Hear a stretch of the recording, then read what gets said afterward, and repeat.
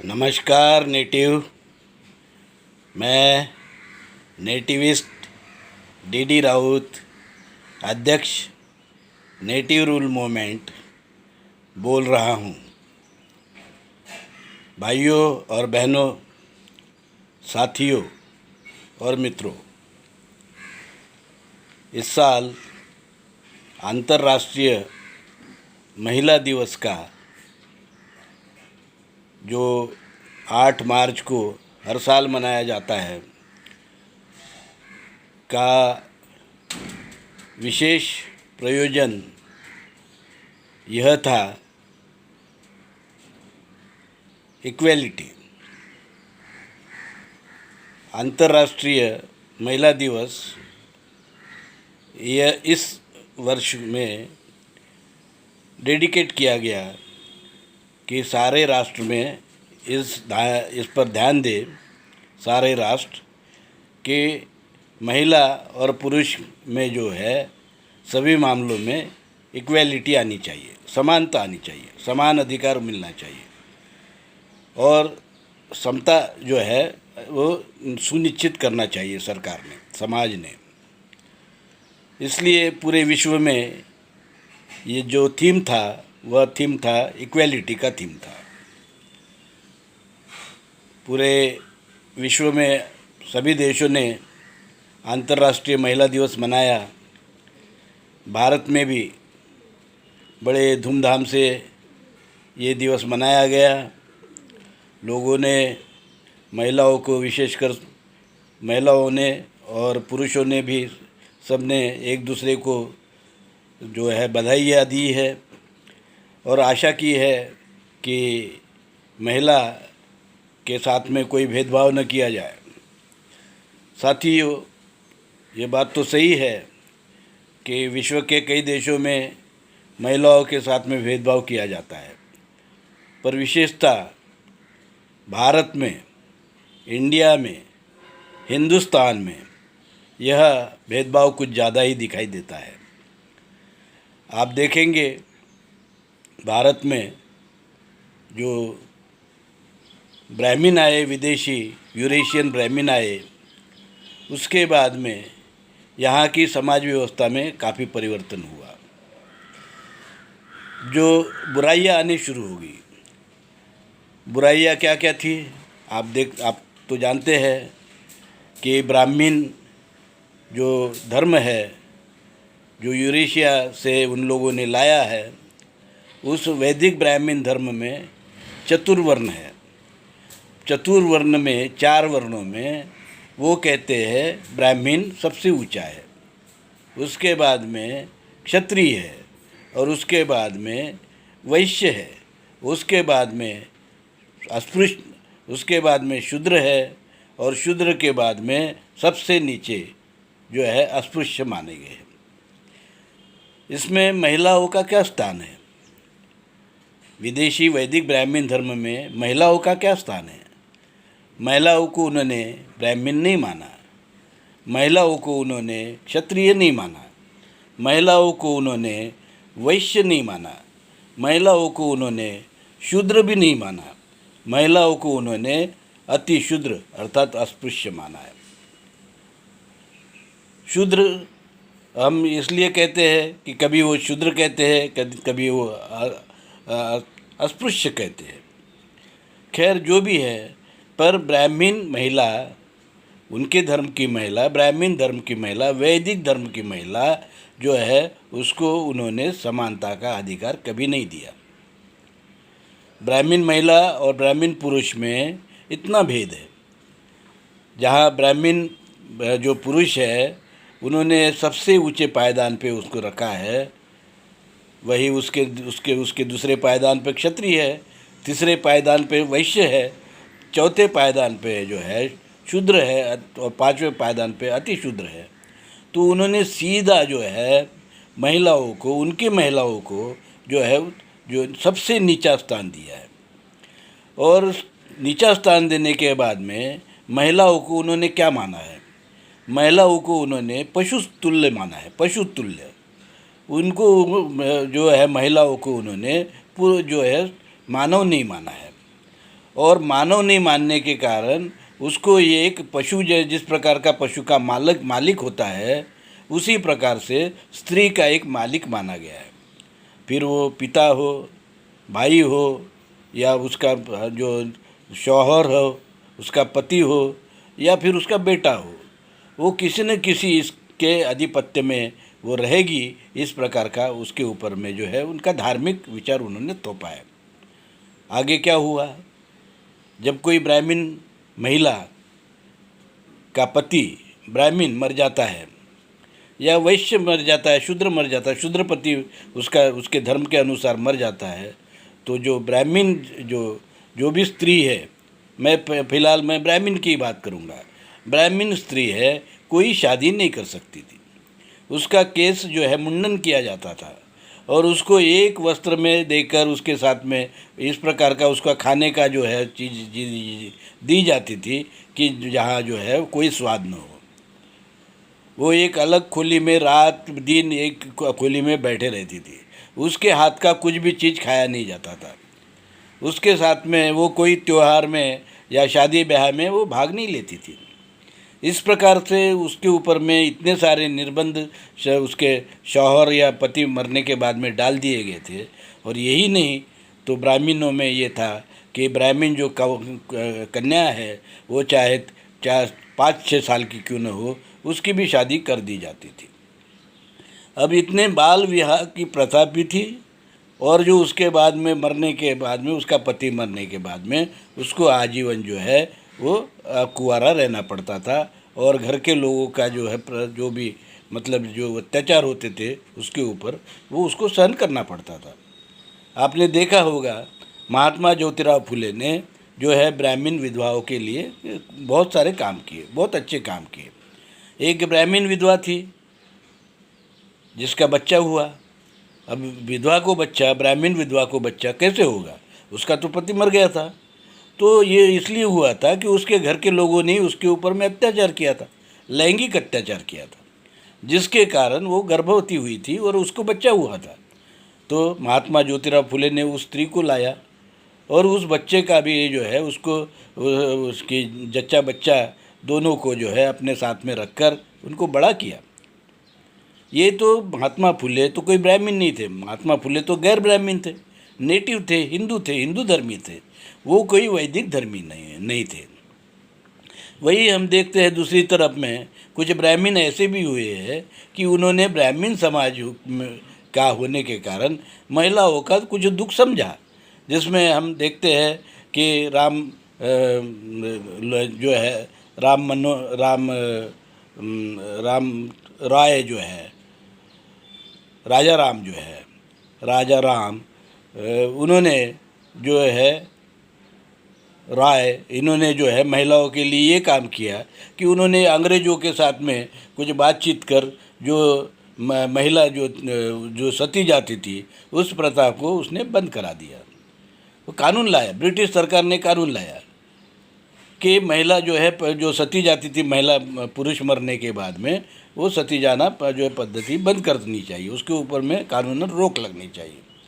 तो रोक लगी, ठीक है, अच्छा हुआ कि ब्राह्मण जो महिला जो पहले सती जाती थी या ब्राह्मण वैदिक धर्मीय महिला जो सती जाती थी उनके ऊपर में रोक लगी, वो अपना जो है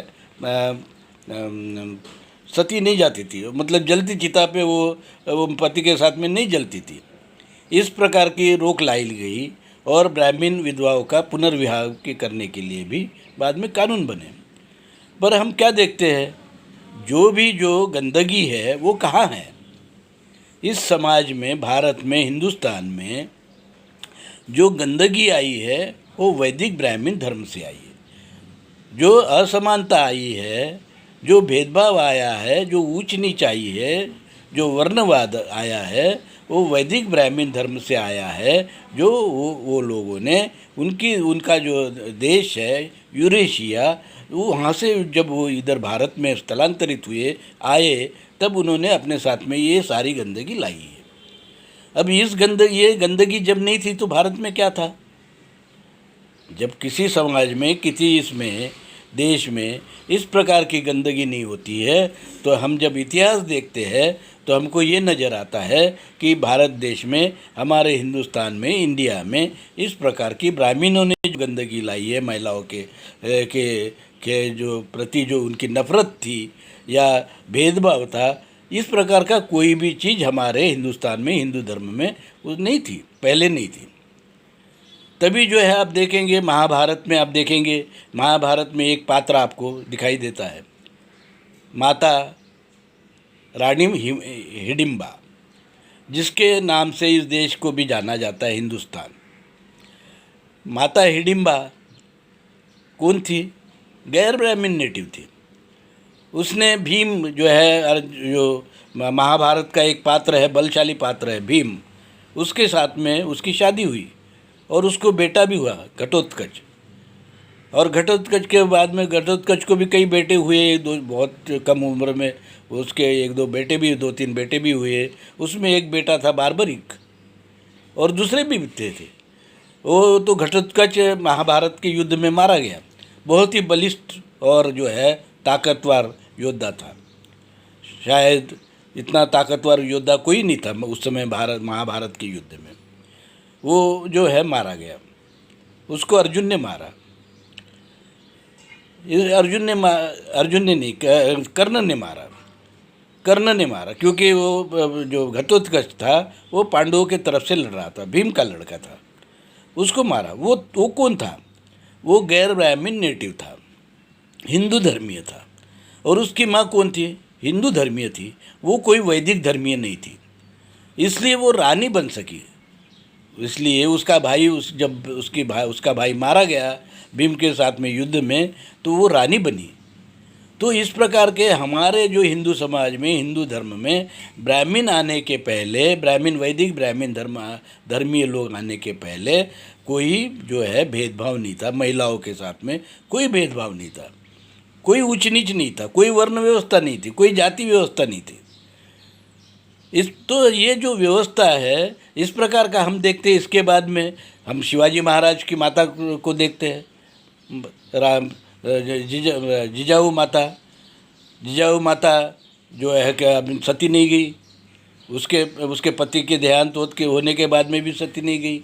उसने जो है शिवाजी को पूरी तरह तैयार किया और एक राज्य का महाराजा बनाया, छत्रपति शिवाजी महाराज बनाया। वो कौन थे? वो तो गैर ब्राह्मण थे, हिंदू धर्मीय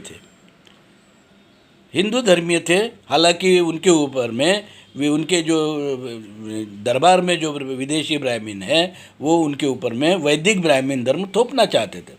उन्होंने थोपा भी था और उनको अस्पृश्य भी घोषित किया था, जबकि वो जो हिंदू थे और हिंदू धर्म और ब्राह्मण धर्म अलग अलग होते हैं। इस बात को नकारते हुए शिवाजी महाराज को शूद्र घोषित किया गया था। अब इस प्रकार का आप देखेंगे कि जिन्होंने शिवाजी महाराज को छत्रपति बनाया, वो राजमाता जिजाऊ, आप देखेंगे उसमें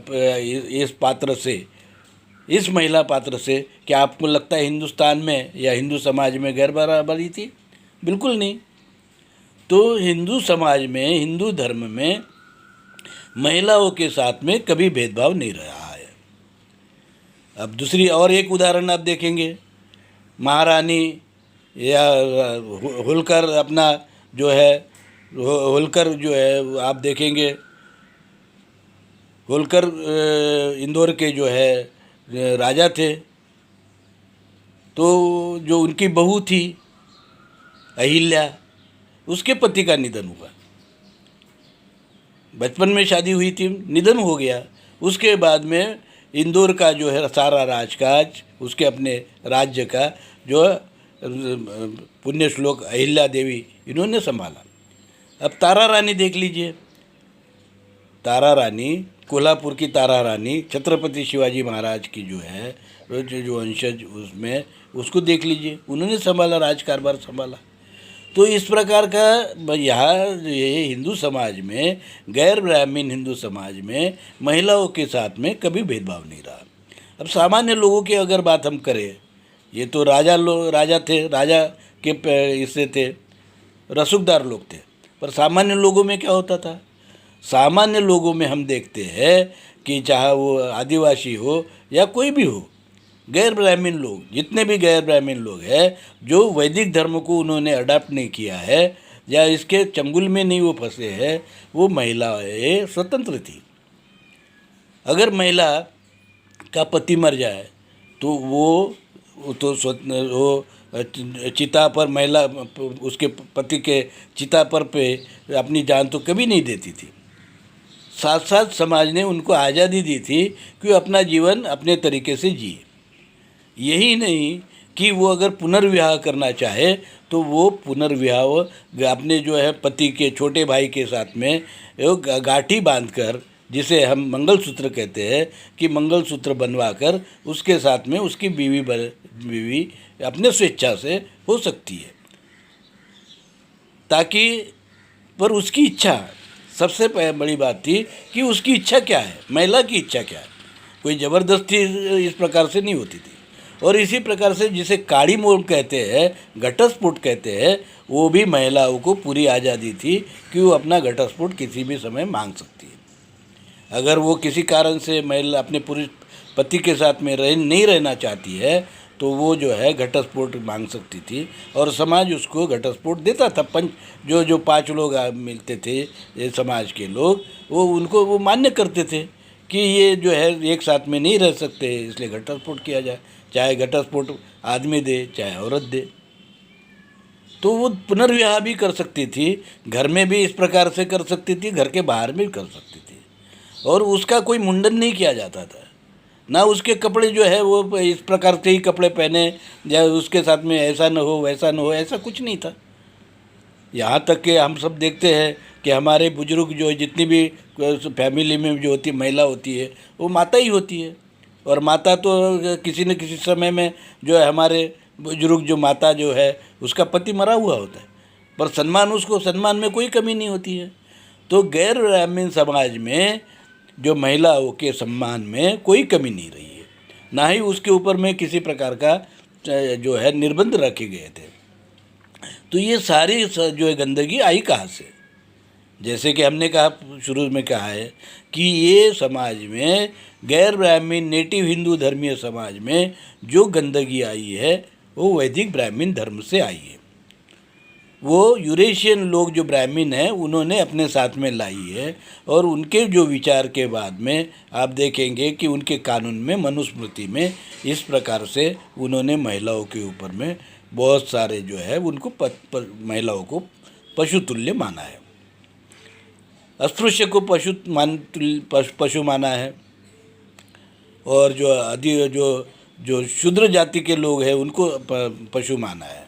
हालांकि हमारा ये नेटिव रूल मूवमेंट का कहना है कि हिंदू धर्म में कोई वर्ण नहीं है, कोई जाति नहीं है, कोई भेदभाव नहीं है, न समाज में है न जो महिलाओं के साथ में है।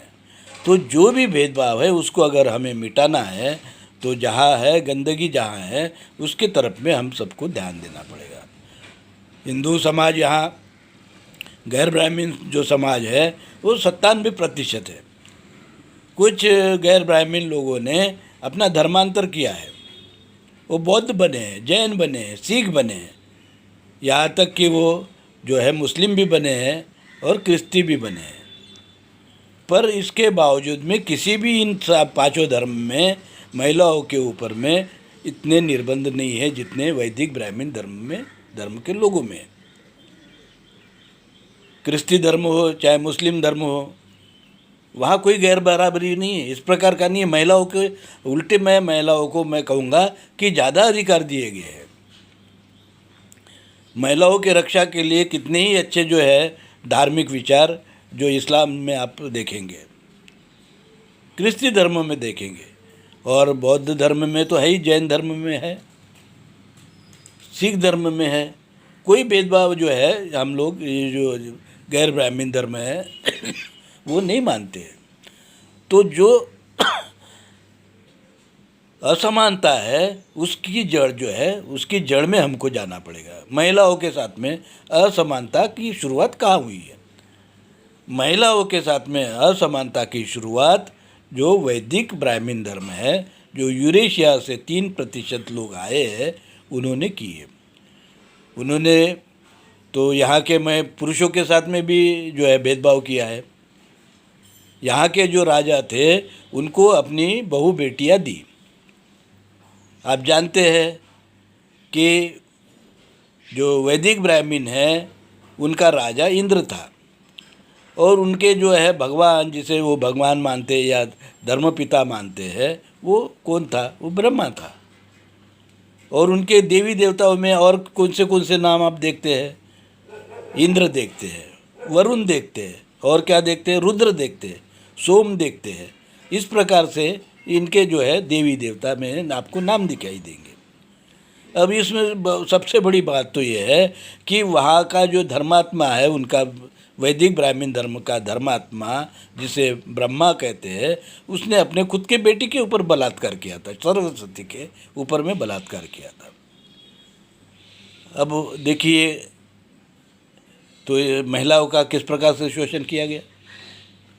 आप देखेंगे उसके बाद में जो है अनुसैया, उसकी पोतोही थी, ब्रह्मा की लड़के के लड़की की जो है वो बहू थी अनुसैया।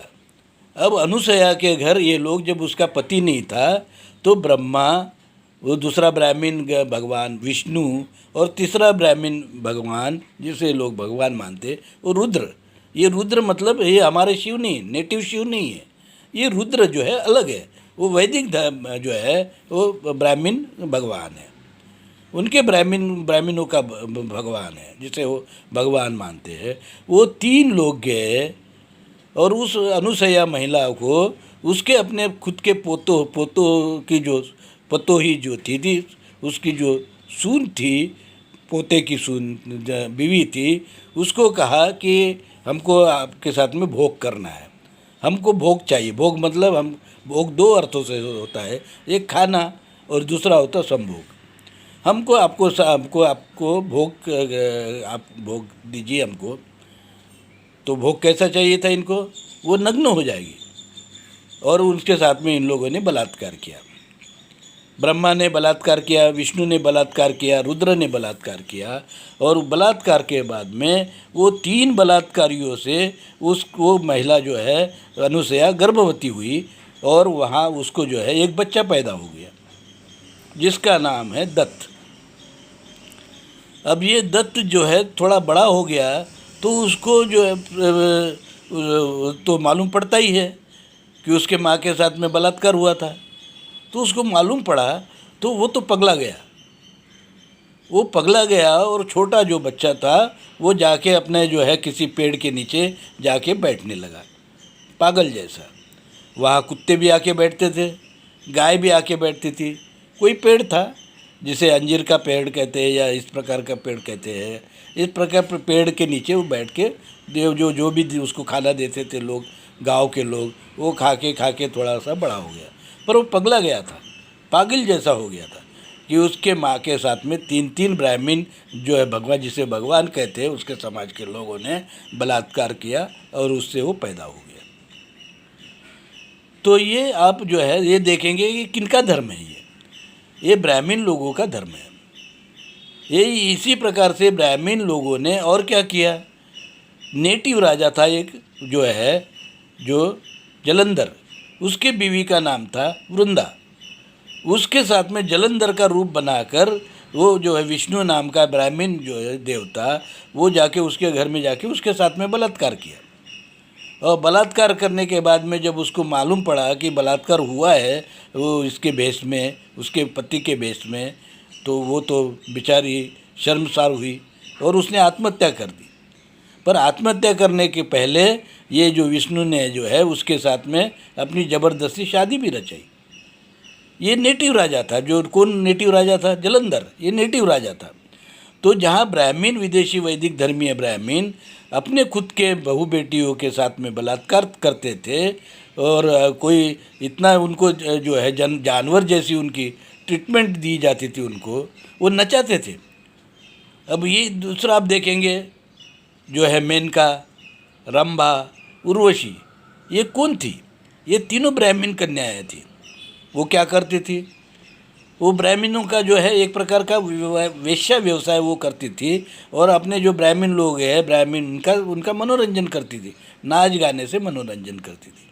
और जब जब इनको ज़रूरत पड़ती थी ब्राह्मणों को, वो गैर ब्राह्मणों के जो है उनको रिझाने के लिए भी भेज देते थे। वो विश्वामित्र एक जो है गैर ब्राह्मण थे, उस जो है वो बेचारा पढ़ाई करता था। अब उसके पढ़ाई में जो व्यवधान पैदा करने के लिए जो है उस जो विश्वामित्र के सामने वो किसने भेज दिया, तो मेनका को भेज दिया। नाचेगी नाचेगी नाचेगी नाचेगी और उसको रिझाएगी। इस प्रकार का जो है गैर ब्राह्मणों के सामने अपनी बहू बेटियों को वो जो है नचाते थे। और मंदिरों में जब उन्होंने मंदिर खोले वैदिक ब्राह्मणों ने, तो वहाँ उनके मंदिरों में उनकी बहू बेटियों के साथ उनके साथ में वो व्यवसाय जो वेश्या व्यवसाय जिसे आज कहते हैं वो व्यवसाय किया जाता था, जिसमें वो पैसा लेते थे, जिसे उन्होंने नाम दिया दक्षिणा। आप जो है मंदिर के बाजू की खोली में जाइए, दक्षिणा दीजिए और जो चाहिए कर लीजिए। ब्राह्मण जो है महिलाओं के साथ में इस प्रकार का व्यवसाय जो है इस समाज में उन्होंने निर्माण किया, वेश्या व्यवसाय निर्माण किया, जिसको बाद में उन्होंने नाम दिया वो जो है देवदासी। तो देवदासी जो थी वो किसको वो कहाँ से पैदा हुई? देवदासी जो है ब्राह्मण महिलाएं थी, जो महिलाएं थी, क्योंकि जो उनके मंदिर में तो कोई गैर ब्राह्मण तो महिला जा नहीं सकते थे। जब पुरुष नहीं जा सकते थे मंदिरों में, शूद्र पुरुष नहीं जा सकते थे, अस्पृश्य पुरुष नहीं जा सकते थे, तो महिला कहाँ से आती थी उनके जो है गुरु देवदासी बनकर। तो देवदासी मतलब देव समाज, जो ब्राह्मण समाज है उसकी महिलाओं को उन्होंने इस प्रकार से दासी बना दिया था, सबकी दासी, जो पैसा देगा उसके साथ में सो जाएगा। इसे कहते हैं ये समाज की उनकी मानसिकता है। तो ये मानसिकता जो है भारत में वो लोग ने फैलाने की पूरी कोशिश की, जबकि यहाँ के भारत के चाहे महिला हो चाहे पुरुष हो, इन्होंने इसको जो है पूरा पुरजोर जो है विरोध किया। हालांकि हम जरूर ये कहेंगे कि कुछ राजा जो थे, अय्याश थे, ब्राह्मणों की जो है औरतों को बहुत पसंद करते थे। वो जो है मंदिरों में जाते थे, दक्षिणा देते थे, उनके साथ में जो भी है अपना गलत कार्य करते थे। और इस कार्य को उन्होंने धीरे धीरे उनको अच्छा लगने लगा, तो उन्होंने अपना कन्वर्शन भी करा दिया। वो भी पहनने लगे जनेऊ।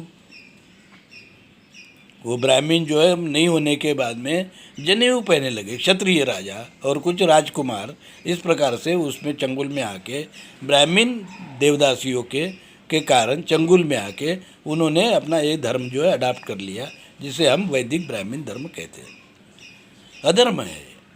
इसी प्रकार से जो रईस लोग जो थे, धन्ना सेठ जो व्यापारी थे, उस वर्ग ने भी जो वो गैर ब्राह्मण थे, वो भी इन्होंने इस प्रकार से जाते थे वेश्या व्यवसाय में, जो है देवदासियों के पास में, ब्राह्मण देवदासियों के पास में मंदिरों में जाते थे, चढ़ावा चढ़ाते थे। चढ़ावा चढ़ाने के बाद में वो गलत काम करते थे, और इस प्रकार से उनको आदत लग गई, तो उन्होंने भी जनेऊ पहनना शुरू कर दिया। अब जनेऊ जो पहनेगा वो मंदिर में जाएगा, और मंदिर में जाएगा और वहाँ उपभोग लेगा देवदासियों के साथ। तो ये एक प्रकार का वो क्या था, टोकन था, एक प्रकार का आइडेंटिटी कार्ड था कि कौन जा सकता है, कौन ब्राह्मण महिलाओं के साथ में उपभोग ले सकता है।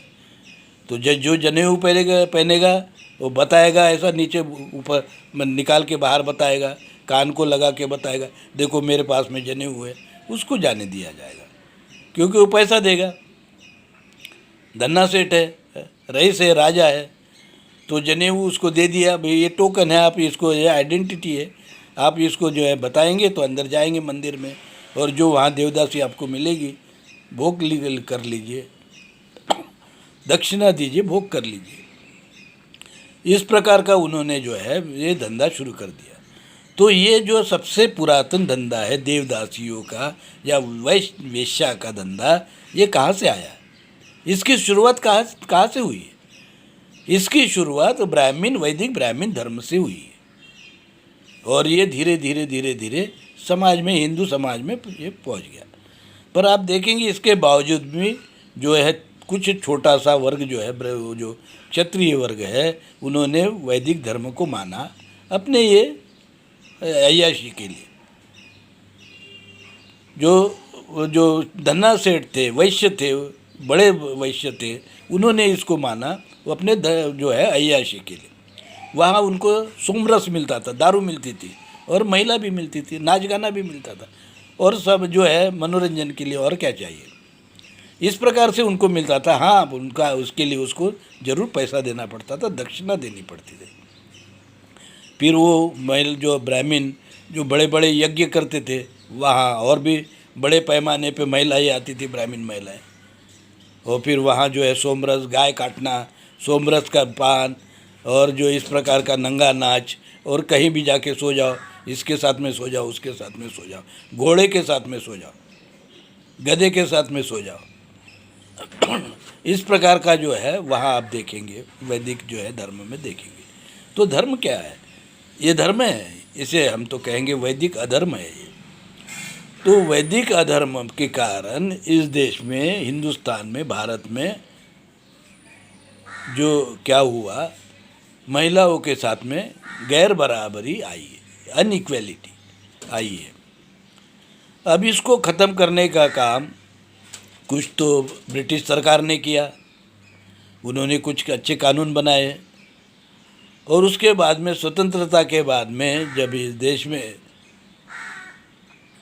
जो संविधान बना, तो संविधान में जो इक्वलिटी को महिला के साथ में और सभी लोगों के इसमें समानता की जो है भावना को विकसित किया गया। उसके लिए कॉन्स्टिट्यूशन में जो है इस प्रकार का जो जो जो हमारा विचार जो है इसको लाने की कोशिश की। हिंदू समाज में जो कि शुरू से सनातन हिंदू जो विचार है इक्वलिटी का, उसको इसमें लाने की कोशिश की संविधान में। उसके बाद में कानून भी बने, महिलाओं को वोट का अधिकार दिया गया, शिक्षा का अधिकार दिया गया, जो कि महात्मा ज्योतिराव फुले ने शुरू की थी। महिला की स्कूल, अपना महिला के लिए जो है स्कूल शुरू की थी। महात्मा ज्योतिराव फुले की जो अर्धांगिनी थी सावित्रीबाई फुले, वो पहली महिला शिक्षक बनी थी।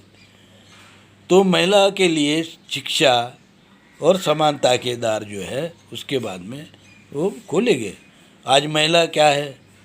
महिला बराबरी में काम कर रही है देश में, पर ये किस धर्म के अनुसार काम कर रही है? ये जो गैर ब्राह्मण धर्म है उनकी मान्यता के अनुसार काम कर रही है। चाहे वो बौद्ध धर्म हो, चाहे सिख धर्म हो, चाहे जैन धर्म हो या हिंदू धर्म हो, सनातन पुरातन हमारा जो इस धर्म जो रहा है, इन धर्म सभी धर्मों के पहले, वैदिक धर्मों के पहले जो हमारा धर्म हिंदू धर्म रहा है हिंदुस्तान में, उस धर्म की मान्यता, सिख धर्म की, जैन धर्म की मान्यता, मुस्लिम धर्म की मान्यता, जो भी गैर ब्राह्मण धर्म है उनकी मान्यता के अनुसार महिलाओं के साथ में आज जो है काफ़ी हद तक समानता जो है प्रस्थापित की जा चुकी है। महिलाएं इस देश में राष्ट्रपति भी बनी है, प्रधानमंत्री भी बनी है, मंत्री भी बनी है, कलेक्टर भी बनी है, और वो जो सेक्रेटरी भी बनी है। ऊंचे ऊंचे पद पर भी महिलाएं जाती है। डॉक्टर है, इंजीनियर, शिक्षक है, सभी पेशे में है, व्यवसाय में है, अपना स्वतंत्र व्यवसाय कोई भी वो कर सकती है। इसके बावजूद जो है अब जो है चाहते हैं यहाँ के जो 3% जो विदेशी ब्राह्मण हैं, यहाँ के कुछ जो जयचंदों को साथ में लेकर वो चाहते हैं कि फिर से उनका जो अवैदिक जो वैदिक धर्म है उसको फिर से जिंदा करने की उनकी कोशिश चल रही है। अब इन कोशिश में वो कितने कामयाब होंगे? हालांकि उनकी संख्या तो ज़्यादा नहीं, 3% है ब्राह्मण, पर जो जयचंद है वो करीब जो है, नहीं तो भी जो है 15-20% तो वो भी है। जयचंदों की कोई कमी नहीं होती है। तो जयचंद जो है उनको निपटना पड़ेगा, और तब जाके जो है साथ साथ उनमें 3% वैदिक ब्राह्मण को भगाना पड़ेगा। जब तक हम ये 3% वैदिक विदेशी वैदिक ब्राह्मण धर्म जो यूरेशिया से आए हैं उनको भगाएंगे नहीं और यहाँ के जो जयचंद है उनका इलाज नहीं करेंगे, इस देश में जो है समता को प्रस्तापित करना बस जो है कठिन काम हो जाएगा। क्योंकि यहाँ हम ये समता प्रस्तापित करना चाहेंगे, दूसरी तरफ में वो जो है विष यहाँ समाज में घोलना चाहेंगे। इसको हमको कहीं ना कहीं जो है बंद करना पड़ेगा। तो बंद करना है तो आपको सोचना पड़ेगा कि आपको जो है इसका स्थायी इलाज करना पड़ेगा। ऊपरी मलम पट्टी से कुछ नहीं होगा। ये कैंसर है, कैंसर का इलाज करना पड़ेगा, आपको काट के फेंकना पड़ेगा। अब काट के फेंकना है तो 3% विदेशी ब्राह्मणों के साथ में आपको अब कहेंगे कि लगाव जो है, लगाव से नहीं होगा। बीमारी के साथ में कैसे लगाव? अगर आप बीमारी के साथ में लगाव करते हैं तो आप भी मर जाएंगे, जिंदा नहीं बचेंगे। तो बीमारी के साथ में जो कोई लगाव और प्रेम होने की बात ही नहीं है। हमको समझना चाहिए कि ये लोग जो है देश के दुश्मन हैं, स्वतंत्रता के दुश्मन हैं, समानता के दुश्मन हैं, इक्वालिटी के दुश्मन हैं, न्याय के दुश्मन हैं, और न्याय के दुश्मन है, धर्म के दुश्मन है, और जो है सुख के दुश्मन है, समाज के सुख के दुश्मन है। तो दुश्मन के साथ में जो है हमको कैसा व्यवहार करना चाहिए? देश के शत्रु के साथ में जो है कैसा व्यवहार करना चाहिए? सारा समाज देश का जो शत्रु होता है उसको जो है बाहर करता है, बाहर करने के जो है रणनीति के तहत काम करता है। नहीं तो हम अपने जो पड़ोसी राष्ट्र के लोगों के साथ में हम अपना वहाँ अपनी सुरक्षितता के लिए हम सैनिक क्यों लगाते, युद्ध क्यों करते? क्योंकि देश के स्वतंत्रता की बात है। तो देश की स्वतंत्रता की बात है, इस बात को आपको समझना पड़ेगा। और ब्राह्मण जो है विदेशी है, इसलिए वो हमारे स्वतंत्रता के लिए जो है घातक है, नेटिव रूल के लिए घातक है। उनको बाहर करना पड़ेगा, तभी जो है हम महिलाओं के साथ में भी न्याय कर पाएंगे और यहाँ के पुरुषों के साथ में भी हम न्याय कर पाएंगे। हमको ये कहना पड़ेगा कि हिंदू धर्म और ब्राह्मण धर्म दो अलग अलग धर्म हैं। हालांकि हम मानते हैं कि ब्राह्मण धर्म जो है अलग तो है ही, वैदिक ब्राह्मण धर्म अलग है और हमारे खिलाफ है, सबके खिलाफ है। और हिंदू धर्म जो पुरातन सनातन हिंदू धर्म है, वहाँ से ही पैदा हुए बौद्ध धर्म, जैन धर्म, सिख धर्म, ये भी जो है मानवतावादी धर्म है। तो हमारा हिंदू भाई किसी भी धर्म में रहे, चाहे वो जैन धर्म में रहे, सिख धर्म में रहे, बौद्ध धर्म में रहे, या फिर मुस्लिम धर्म में रहे, सिख धर्म में रहे, या क्रिश्चियन धर्म में रहे, वो सबसे पहले हिंदू है, हिंदुस्तानी है, नेटिव है। अब ये नेटिव की लड़ाई गैर ब्राह्मण जो गैर नेटिव है, जो हमारे देश के शत्रु है, देश के शत्रु है, उसके साथ में है। और ये लड़ाई को लड़ने के बाद में ही हम लोग जो है समता प्रस्तापित कर सकते हैं। और जो है जिसे हम संविधान में कहते हैं कि हमारी उद्देश्य का ये है, उसको हम साध्य कर सकते हैं। नहीं तो हमारी जो सारी शक्ति जो है वो गैर ब्राह्मणों की शक्ति जो है, जो इस प्रकार का जो ब्राह्मण धर्म है, अधर्म है, उसको अगर हम ख़त्म नहीं करेंगे तो हमारी पीढ़ियाँ, आने वाली पीढ़ियाँ न जाने कितनी पीढ़ियाँ बर्बाद हो जाएगी। तो आप क्या चाहते हैं कि आपकी जो पीढ़ियाँ है बर्बाद हो जाए, दुख से जो अपना जीवन शुरू करे और दुख में मर जाए? अगर ये आप नहीं चाहते हैं तो आपको जो है इस समस्या को जल्दी ही हल करना पड़ेगा। तो साथियों, महिलाओं के लिए जो चीज़ लागू होती है समानता की, वही चीज़ देश में नेटिव लोगों के लिए भी लागू होती है। तो आइए साथियों, हमने बहुत ही कम इसमें हम अपनी बात रखने की कोशिश की है। अभी बहुत ज़्यादा तो हम नहीं बोल सकते हैं, क्योंकि जो समय का भी जो है वो कोई लिमिट होती है। तो साथियों, मैं इतना ही फिर आपसे आग्रह करूँगा कि आप सबसे पहले ये कहिए कि हिंदू धर्म और वैदिक ब्राह्मण धर्म अलग अलग है। हिंदू धर्म का एकमात्र धर्म ग्रंथ है बीजक, कबीरवानी बीजक, और कानून जो है वो हिंदू कोड बिल। और वैदिक ब्राह्मण धर्म जो है उसका धर्म ग्रंथ है वेद, जिसमें है भेद, और उनका कानून है मनुस्मृति। तो मनुस्मृति कानून होने के कारण समता की, वहाँ समता आपको कहीं भी नहीं दिखाई देगी। वेद में भेद होने के कारण समता आपको कहीं भी नहीं दिखाई देगी। वो आदमी को जानवर मानते हैं वो लोग, वो केवल ब्राह्मण को ब्राह्मण मानते हैं। हालांकि वो अभी जो है वो जो भगवान बुद्ध ने आर्य आर्य कहा है, वो आर्य शब्दों को उन्होंने चुराने की कोशिश की है। वो ब्राह्मण कोई आर्य नहीं है, आर्य नहीं है। आर्य कौन है? जो भगवान बुद्ध ने 4 आर्य सत्य जो बताए हैं उसका पालन करने वाले, उसको मानने वाले, उसको कहते हैं आर्य। वो श्रेष्ठ है, क्योंकि धर्म जो है धर्म को मानने वाले श्रेष्ठ होते हैं। तो आर्य श्रेष्ठ है। आर्य कौन है? आर्य यहाँ के नेटिव है, हिंदू है, पुरातन सनातन हिंदू है, ब्राह्मण नहीं। ब्राह्मण विदेशी है, वो जो है ब्राह्मण आर्य नहीं है, वो केवल जो है यूरेशियन ब्राह्मण है। और एक वर्ण है, सवर्ण है। कोई दूसरा जो है दूसरे लोग ब्राह्मण नहीं बन सकते, भले ही वो जनेऊ पहन सकते हैं, उनका धर्मांतर हो सकता है, जैसे कि यहाँ के कुछ क्षत्रियों ने और वैश्यों ने किया। शूद्रों ने तो माना ही नहीं ब्राह्मण धर्म को, अस्पृश्य ने तो माना ही नहीं, आदिवासी ने तो माना ही नहीं, यहाँ के महिलाओं ने तो माना ही नहीं है। उनके ऊपर में लादा गया।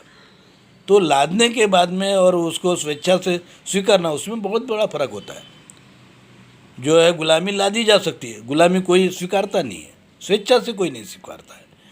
तो ब्राह्मणों ने अपना धर्म कुछ लोगों के जो है, बहुत सारे लोगों के ऊपर में ज़बरदस्ती लादा गया है, जिसको हम अमान्य करते हैं। हमारे धर्मात्मा में कि सभी साधु संतों ने अमान्य किया है। कबीर ने अमान्य किया है, रविदास ने अमान्य किया है, जो है छत्रपति शिवाजी महाराज के जो गुरु है तुकाराम, इन्होंने अमान्य किया है, संत तुकाराम ने अमान्य किया है जो है। और हमारी संत परंपरा जितनी रही है, चाहे नामदेव हो, चाहे कोई भी हो, और दूसरे भी जो प्रांत में हमारे जो संत रहे गैर ब्राह्मण संत, उन्होंने सब ने जो है अमान्य किया है वैदिक ब्राह्मण धर्म को। और उन्होंने पुरातन सनातन हिंदू धर्म बताया, या तो उन्होंने बौद्ध धर्म भी बताया, और अभी सिख धर्म में भी बताया, जैन धर्म में भी बताया, पर ब्राह्मण धर्म मानो ये किसी ने भी नहीं कहा। तो हमको ये बात जो है समाज को फिर जो है प्रस्थापित करना है कि ब्राह्मण धर्म और जो है वैदिक ब्राह्मण वैदिक धर्म और हिंदू धर्म, ये नेटिव हिंदू धर्म, दो अलग अलग धर्म है। इसको हम कहेंगे तो अगला कदम क्या होगा कि 3% जो है ब्राह्मण है, वैदिक ब्राह्मण धर्मी है, और बाकी 97% कौन है? गैर ब्राह्मण धर्मीय लोग हैं, जिसमें भेदभाव नहीं है, अस्पृश्यता नहीं है, ऊंच नीच नहीं है। अगर ये हो जाता है तो 3% ब्राह्मणों को, 3 लोगों को, 100 में 3, और आप 97। अब इनको जो है ऐसे शैतानों को भगाना क्या बहुत बड़ी जो है बात है, हो जाएगी। कितनी आसान बात है। आप ढूंढेंगे, आपको 100 लोग ढूंढेंगे तो 3% जो है ब्राह्मण आपको मिल जाएंगे। और उनकी जो है पहचान भी आसान है, जनेऊ पहनते हैं, और कुछ तो घर में भी अपने नंगे रहते हैं, जनेऊ पहने रहते हैं। उनके घर में जाओ तो आप वो तो आपको ऐसे ही नंगे दिखाई देंगे, जनेऊ पहने हुए लोग दिखाई देंगे। तो उनकी पहचान करना तो कोई बड़ी बात नहीं है, भगाना कोई बड़ी बात नहीं है। केवल आपकी जो है इच्छा शक्ति चाहिए। और इच्छा शक्ति के लिए आपको सबसे पहले ये संगठित होना है, वो नेटिव करके आपको संगठित होना है। वो नेटिव जो है लोग किसी भी धर्म के हो सकते हैं, गैर ब्राह्मण लोग किसी भी धर्म के हो सकते हैं, वैदिक ब्राह्मण धर्म छोड़कर। आप जैन हो सकते हो, बौद्ध हो सकते हो, हिंदू हो सकते हो, सिख हो सकते हो, मुस्लिम हो सकते हो, और आप जो है क्रिस्ती हो सकते हो, क्योंकि इस धर्मों में मानवता है। और केवल जो वैदिक धर्म में जो है जो जानवर का धर्म है।